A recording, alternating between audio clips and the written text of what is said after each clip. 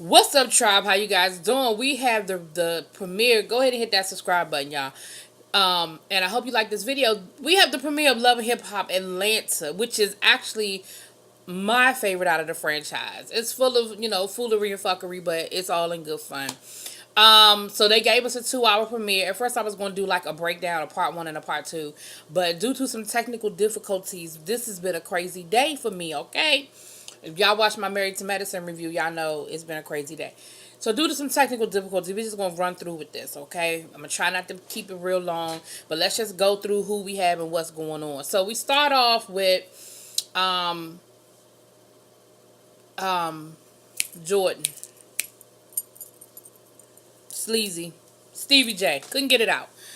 Stevie J's giving us the breakdown on him and Faith Evans. We know that they had the whole surprise marriage during the off season of the show. And he broke it down and was like, look, him and Faith have been friends for 20, 30 years. They met, I think he said 95 they met, and they were just friends. You know, he was friends with Biggie. They were friends, and it wasn't until he said he's always had something for her, but respectfully, he didn't. Nothing popped off. And he said a few years ago, they'd always remained friends, and a few years ago they tried to do more with it, but he was still on his foolery or fuckery, and so nothing really popped off. But he really does love her, and she makes him a better man, and I believe he believes that. I don't know how long he'll go without fucking it up, but I believe he believes that, and I do believe that they have been friends for a long time. I believe his version of the story. And a lot of people want to make a big deal about the whole Biggie thing or whatever. But what people need to understand, first and foremost, let's remember a few things. Let's not rewrite history. It's real easy for people to rewrite history and want to make things something that they weren't in the moment. When Biggie died, Biggie and Faith were no longer together. Number one. Biggie cheated on Faith a lot. Number two. Who's to say whether they would or would not have gotten back together? I don't know. But let's understand that it's been 20-something years. Like, for real. Stevie is who Stevie is, but to give Faith a bad rap because they were all once friends and hung together, and now the two of them are hooking up 20-something years later. Like, come on, stop it. Y'all let that one go. That one, we could come up with a whole lot of arguments about Stevie J and why he probably shouldn't have married Faith, but that one, I'm going to let that one go. Now, so that's their situation. And he moved to LA, and y'all know how Stevie is, out of sight, out of mind. So, according to Mimi, he hasn't been back to see Eva on a regular basis. He said that he's gotten all of his back child support situations cleared up, but it sounds like he might be getting ready to start another one with Eva and Mimi. But we'll get to that.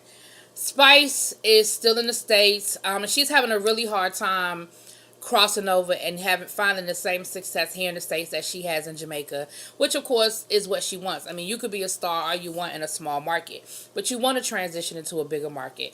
She had a guy come in and talk to her. What was his name? Noah, Nobin, North. I don't know. Tokyo was with her. Her and Tokyo are friends. Both of them said that they enjoy spending time with each other, and they're glad that they worked through their problems and worked through everything and became friends. But he was telling her she needs to find a new image, and that coming into America and to this market, she may have to start from scratch. She immediately got offended, and so did Tokyo. Immediately got offended and immediately took it to the extreme. At no point in time did this man, when he said new image, at no point in time did this man say you had to be light skinned. Now, are there colorism issues? Absolutely there are. Are there situations where we know that cookie cutter, we saw with Love and Hip Hop Miami with the whole Amara La Negra thing. So we know there's some validity in these issues. Like, we get that. But that man didn't say that. Like, she took it there. And she said that she's heard this before. And so your own insecurities took it to that level. For him to say that you're going to have to start over in an American market, again, that's not something new. Artists all the time are big artists in their areas, but in a bigger market, nobody knows who you are. Like, unless you're really truly into like downhole dance hall, nobody knows who you are. You know what I mean? Like, I like dance hall, but I know that I like like the Kenny G version of dance hall. You know what I'm saying? I like what crosses over. I like what I hear. I ain't about to go grimy and find a mixtape of like some down and dirty dance hall. It's no disrespect to her. It's just me and my musical taste. But whatever crosses over into the American market, if I hear it, I'll be like, oh, that's nice. Like, cool. All right. You know what I mean? If I go to the club and I hear it, okay. But I like dance hall. You know what I mean? So I don't think that man was telling her anything wrong, but they immediately got offended, her and Tokyo. What she heard was, you need to be light skinned and you need to fall into this whole light skin mode.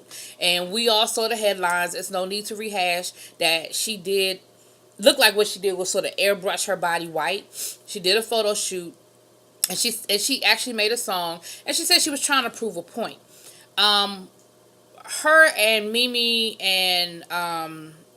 mainly, but Rashida was there, so was Carly. They sort of got into it. Her and Mimi really got into it because the point she was trying to make to Mimi was, you don't understand what it's like to be a dark-skinned black woman. But what she kept saying was, you don't know what it is to be black. You don't know what it is to be black. Mimi was like, I ain't been nothing but black. And as a mother of a daughter who is darker skinned, I know what my daughter has to deal with. But what I'm never going to do is tell my daughter that the solution is to be white. Like, that's because Spice was saying that she wants to make things easier for her daughter. And she was like, but that ain't never going to be the solution in my mind, is that I'm going to tell my daughter the answer is for you to go and be white. So the two of them ended up getting into a really big argument. And so exit stage left. I'm sure that'll come back later. All right, what else we have going on? We know Carly got engaged. Again, nothing is a secret on social media. So we meet Carly's new man. She actually met him through Jock's manager, she said. And of course, Carly's in love. Carly's always in love till she's not in love no more. However, I will say, it seems like Carly is moving a little different so far. We've been through 2 episodes. But it looked like she's moving a little different. She's actually, she's talking about she doesn't want to do the things she used to do. And she doesn't want to, certain people she no longer wants to associate with because she's just not that person anymore. She really is in love, and this is the one, and she's planning her engagement party. There's a new character by the name of Pooch. Her husband is Hiram somebody who's a big, I've heard the name, but a big music exec, and supposedly this is somebody that Carly has had threesomes with, and her husband have sort of an open relationship situation, and the two of them, Carly kind of stopped speaking to this woman, and Carly's thing is, because I just don't, that's just a part of my life I don't want to be a part of anymore. Like, that's just not. Now, Carly says she never slept with this woman and her husband. I don't know if I believe that.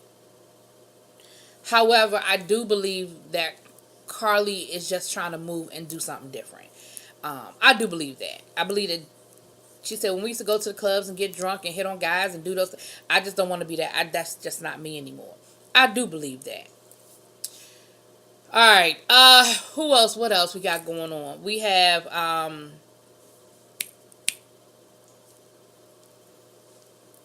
before I get to Scrap, it was somebody else I wanted to talk about.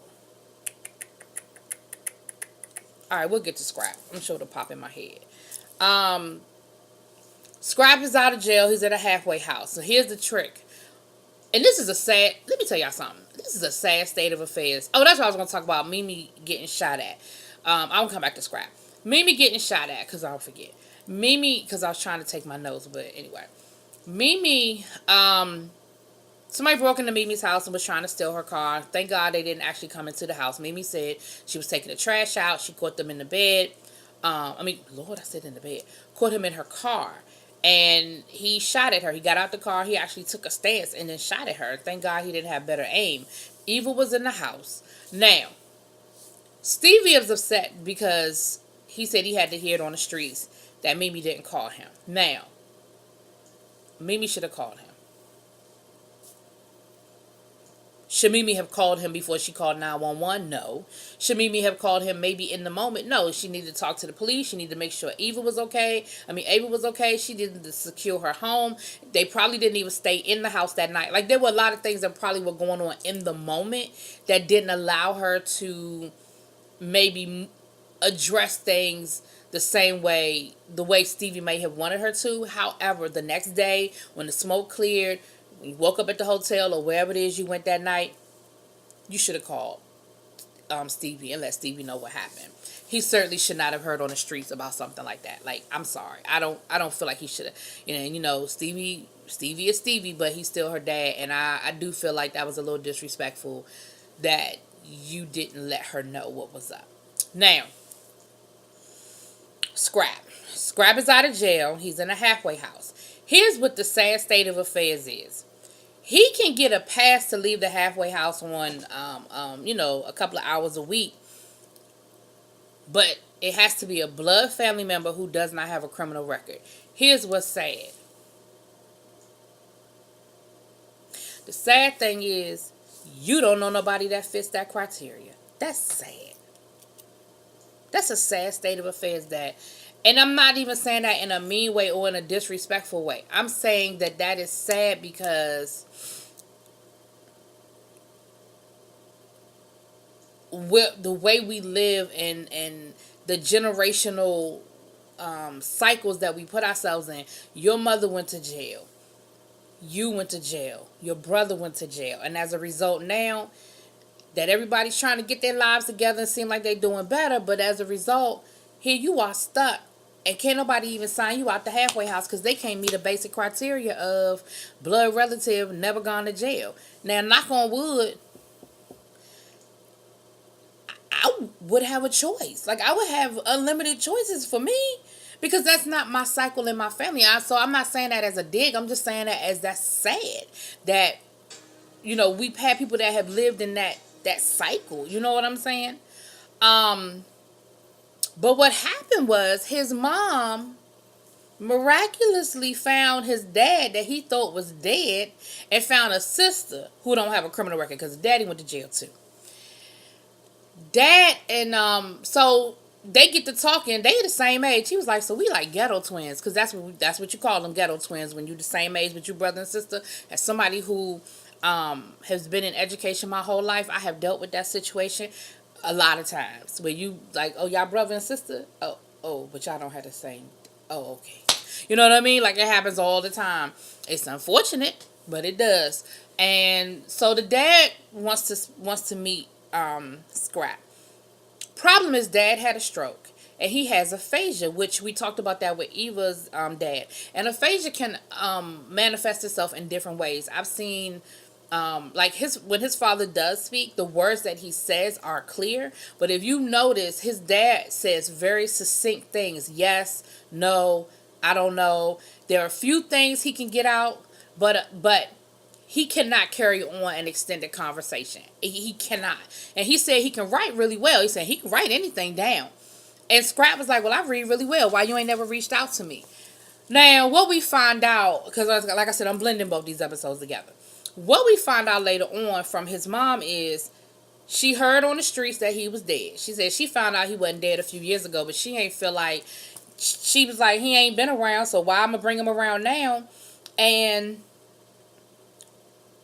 I reached out to him when I needed him. Like, he was good for something right now, so I reached out to him. And her thing is, the end result is you out of jail. Like, you can get out the halfway house, so that's all that matters. Like, he served a purpose. Like, if he ain't never did nothing else for you, he doing something now. Scrap, of course, is upset for all the reasons that you would expect him to be upset. Here's what I find interesting. I need a timeline, Miss Karen King. Because her story is, she met Scrap's dad, they not got married, they had a baby, she found out he was cheating on her, she didn't tell him she was leaving, she got an apartment and she just left him, right? So old boy didn't know where she went, didn't know what happened to, and she said she was arrested while she was still holding Scrap in her arms. So Scrap was a baby. So it sounds like maybe he legitimately did not know where you went and or legitimately did not know about you. Because she never said how far along pregnant she was or whether, at least I didn't catch that part of the story. So maybe there's some legitimate situation. And the father said that he's frustrated because he can't articulate. He can't really give a lot. But I think he needs to sit down and write a letter letting Scrap know, because I feel like Karen King had a lot to do with this separation. I'm not absolving the father of any I'm not absolving the father of any responsibility, but if it's too, I feel like this is a legitimate situation where there are two sides to this story, right? All right, let's get back to Stevie J. Stevie J picks Eva up from school, takes her out to dinner, and Faith is with him. The problem is him and Mimi had decided, or at least as far as Mimi was concerned, had decided that she was going to meet Faith first and have a conversation with Faith before bringing Eva into the situation. So not only did Stevie disrespect Mimi and go behind Mimi's back and bring Faith, but then he starts talking to Eva about, I want you to move to California with me. I miss you. I want you out there with me. And Eva, it was funny because it was almost like it was scripted. Eva said, well, I don't know. I got to talk to my mom. He was like, well, excuse me, I'm your dad. She was like, yeah, but I got to talk to my mom. The person who takes care of me. I said, oh, Lord. Now, either that is somebody that has been listening to too much adult talk, or she's old enough to really understand who's there and who isn't. Now, Mimi's girlfriend is over in Israel playing basketball. She's a professional basketball player. And unfortunately, because the WNBA doesn't pay like the NBA pays, a lot of WNBA players they do the WNBA season, and then the rest of the year they're overseas because they can make way more money. A lot of them, especially the marquee players, they can make 3 times what they make in the WNBA overseas. So a lot of them do. A lot of them, and they have unfortunately work in some I could say weird places. Like I know Brittany Griner, she was in like damn near Siberia in Russia. You know what I mean? And she talked about the isolation and the depression and the cold. You know what I mean? But anyway, so that's where Ty is right now. And Stevie kind of made a couple of smart remarks at Ty. There was even some stuff on social media today with the two of them going back and forth. So, of course, once Mimi found out about this conversation, Mimi flipped her wig and she had a conversation with Stevie. And Stevie, I don't know how much of it is Stevie joking or how much of it is Stevie really in his own, smoking his own shit. Because Stevie was just like, well, Mimi just mad because I didn't marry her. I understand that. I never put a ring on her finger. I understand she feel that way. Like, he was really feeling himself like this was all about Mimi being mad because Stevie, and I really do think Mimi is over that. Like, I think Mimi is really done with Stevie. I don't think, and not just because she's, in a same-sex relationship now. I think if she was still dating men, I just think she's over it, and I think she was over it before she was over it on Love and Hip Hop, if y'all catch my tease on that one. Alright, Spice is trying to talk to some of her friends who are from Jamaica, who are in the industry.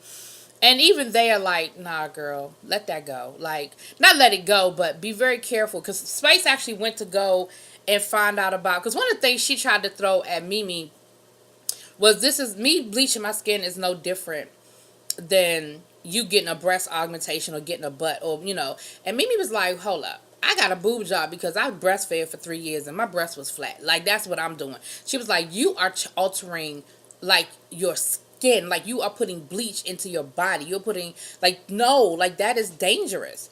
And she actually went to a doctor to talk about it, and one of the things the doctor said was we have to have a psychological evaluation before we can move forward. And of course Spice got really pissed off and offended. She's like, I'm not crazy, why are you saying I'm crazy? And she said, I'm not saying you're crazy. She said, but for certain types of alterations, that's part of what we have to do, is do an evaluation to make sure that you know what you're doing and that you're going into this in a right frame of mind.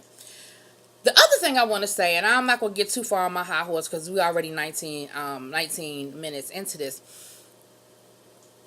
And this is not to be disrespectful, and I'm not trying to offend anybody.